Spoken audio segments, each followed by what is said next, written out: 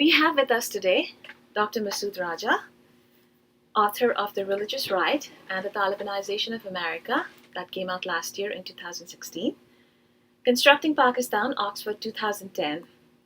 Dr. Raja is the Associate Professor at University of North Texas. He specializes in postcolonial studies, globalization theory, and the study of Islamic cultures and politics. His critical essays have been published in various journals such as the South Asian Review, Caribbean Studies, South Asia, Journal of South Asian Studies, Prose Studies, Mosaic, Radical Teacher, and others. Dr. Raja has also co-edited 2 collections of essays served on the PMLA Advisory Committee and has recently won and finished administering a $1 million Department of State grant as the director of UNT-NUML Partnership, a 3-year cooperative agreement between UNT and National University of Modern Languages, Pakistan. He's currently working on his next book, entitled Democratic Criticism, Poetics of Incitement and the Muslim Sacred. Thank you for being with us today. Well, thank you so much for having me. So, Dr. Raja, tell us about your thoughts on the current status of postcolonial studies as you see it in the present times. Oh, thank you. I mean, that's really a hard question to answer.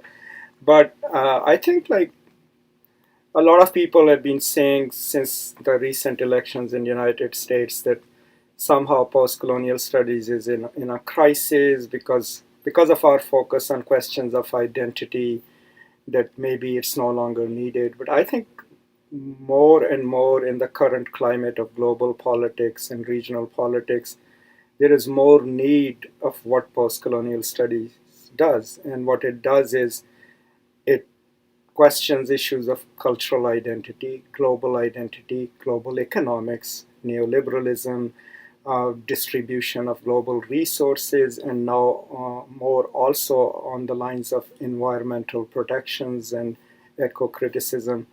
So in my view, my prognosis of post-colonial studies in all its different broad fields is actually, my prognosis is very positive. I think more and more we will need scholars who study not just the old impact of old imperial powers and old colonial histories, but also the impact of current regime of neoliberalism on the global periphery as well as the nations of the metropolitan West.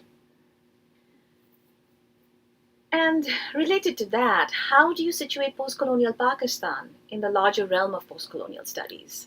That's really another interesting question, because I've been visiting Pakistan more frequently in the last 3 or 4 years. And in pretty much all the English departments at universities in Pakistan, postcolonial studies is now taught as at least a course, if not as a subject. And a lot of research that's coming out is also on one or the other postcolonial themes. I think my problem with postcolonial studies as being practiced in Pakistan primarily is that in one way, a lot of work that's being done has become very nativist.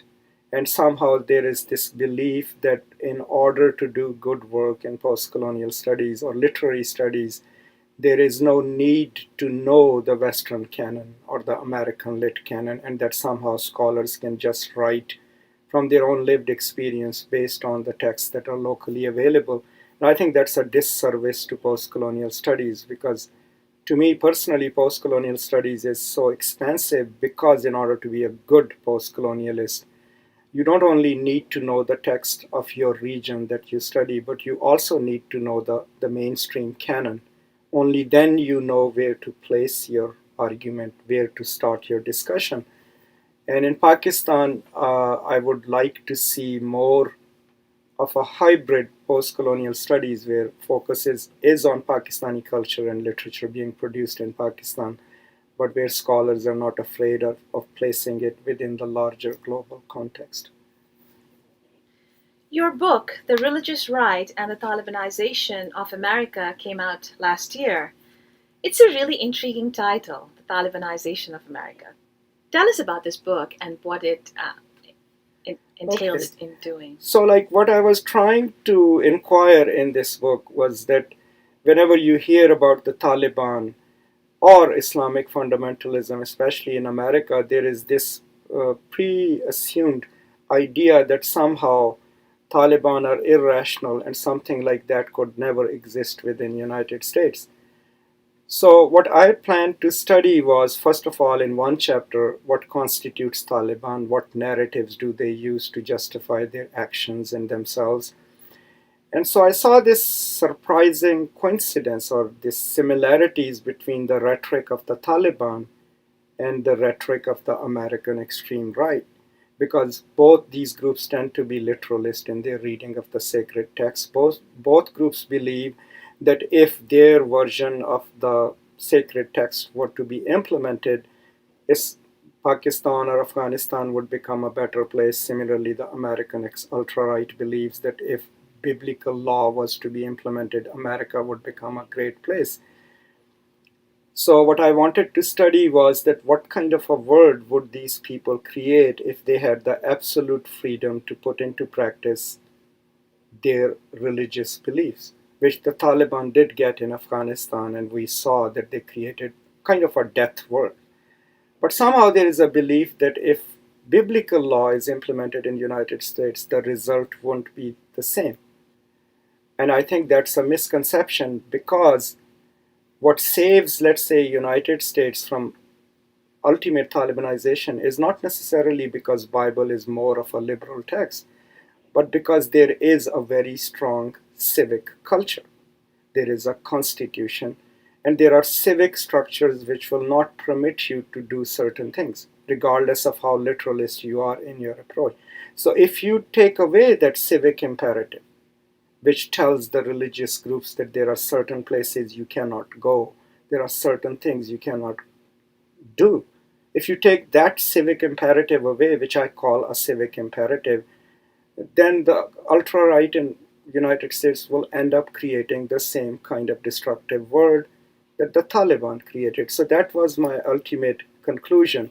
And of course, in the process of proving that, I read both strains of American ultra-right. I read the religious right and then also the libertarian right. And then I point out, especially in libertarian right, of their misreading of Locke and the question of rights and property rights, their misreading of even Adam Smith. And to my own surprise, I learned that the very people who cite Adam Smith and the idea of a free market being the ultimate corrective in our actions, they don't read his chapter on labor. Because, if they read his chapter on labor, they would realize that Adam Smith points out that what are the inequalities when labor and those who own capital, when they collide, because those who own capital always have an advantage. So all of these things were, I wrote them into my discussion, but the ultimate point was to suggest that without strong civic structures and the Constitution of United States and that civic imperative, the American ultra-right will end up creating the same kind of death world that we saw Taliban create in Afghanistan. That's the only difference between the two groups, I think. Given your training, experience, teaching, and research in the area of postcolonial studies, tell us what you think is shifting in the field.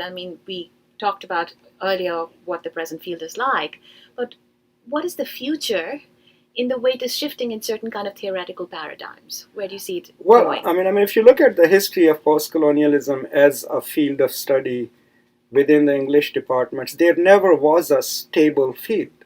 It always depended on who you studied with, which scholars or philosophers you followed, and that would define what you meant by postcolonial studies. So if you came from Berkeley or Cornell, your approach to postcolonial studies was different.